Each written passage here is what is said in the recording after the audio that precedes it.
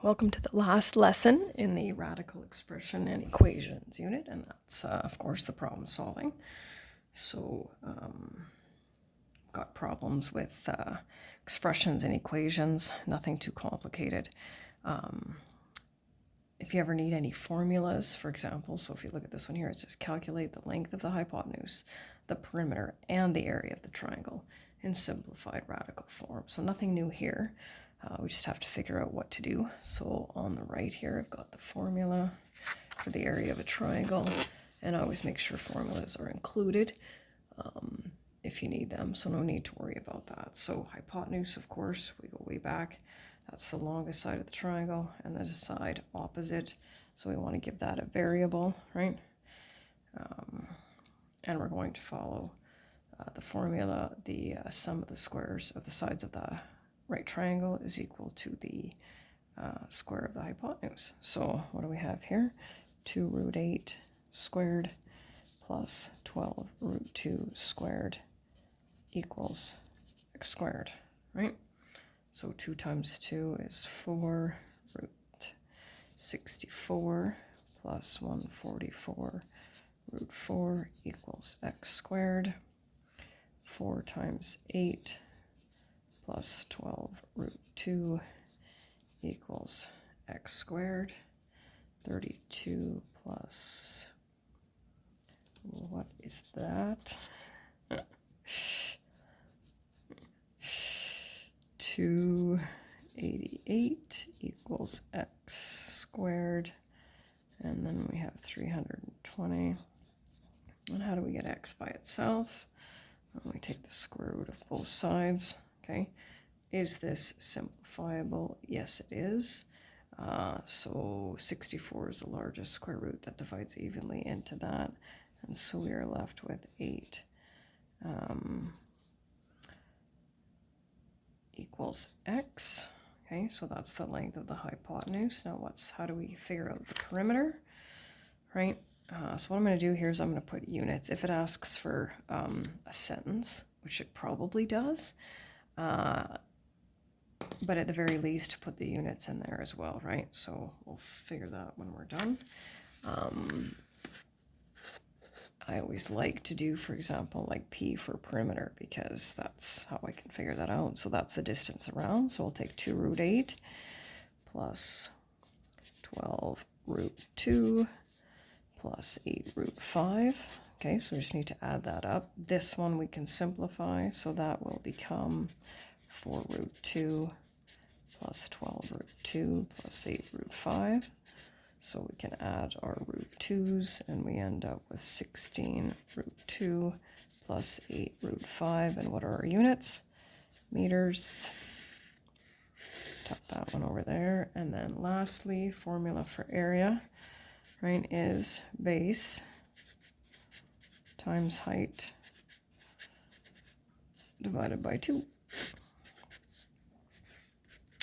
So base times height is, oh, no, I didn't. Oh, yeah, why wouldn't I have done the 4 root 2? Well, I'll just do it this way. 24 root 16, because that'll still work. And you can go 24, right, times 4. Which is 96 divided by 2, and then we have, oh, yeah, I'm just going to move that a little bit here. Area equals 48, and what are our units for area? Square units, right? Meters squared. So if it asks for a sentence, you would put the hypotenuse is 8 root 5 meters, the perimeter is 16 root 2 plus 8 root 5 meters, and the area is 48 meters squared. And that's what you would do.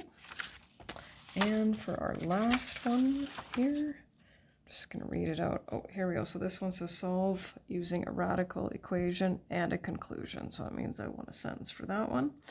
So it says if the volume of a rectangular prism is 90 root 10 cubic feet, calculate its height and surface area. So I'm kind of one of those. Okay, here's our formula. Let's put in what we know, and let's calculate what we don't. So it says the volume is 90 root 10. Okay, and I can see by looking at the diagram that the length, and it doesn't matter, I mean, we're multiplying length times width times height, so it doesn't really matter which one is which, right? 5 root 6 times 2 root 3, but calculate the height, so I'm obviously looking for the height. Ooh, my writing's too big, isn't it? That's okay, you'll see it here pretty quick. So 90 root 10 equals 10 root 18. Okay, and in order to figure that out, you can see we're just doing all those operations, right? 10 root 18. So I think what I'm going to do, I can rationalize the denominator here, but I think what I'm going to do is I'm just going to simplify it. So 90 root 10, so that will be root 9 times root 2, so that will be 30 root 2, right, equals h. And this actually works out quite nicely, doesn't it? Because 90 divided by 30 is 3, and 10 divided by 2 is root 5. So if you would have rationalized the denominator, that would have worked. What are we dealing with here? We're dealing with feet, okay? But it also wants the surface area. So now I need to take my more complicated formula, right? Because surface area is covering the, I usually call it a Kleenex box, but covering the box, right? So we're going to take surface area equals, and I mean, you can write the formula if it helps you. Make sure that you put the radicals in the right spots, but I definitely don't need it. So it's going to be 2 times 5 root 6 times 2 root 3 plus 2 times 5 root 6 times 3 root 5 plus 2 times 2 root 3. I know you can't see that, times 3 root 5. And I'm going to just take a little bit of a shortcut here. So we have, once I multiply, I would multiply all three together. 20 root 18 plus 30 root 30 plus 12 root 15.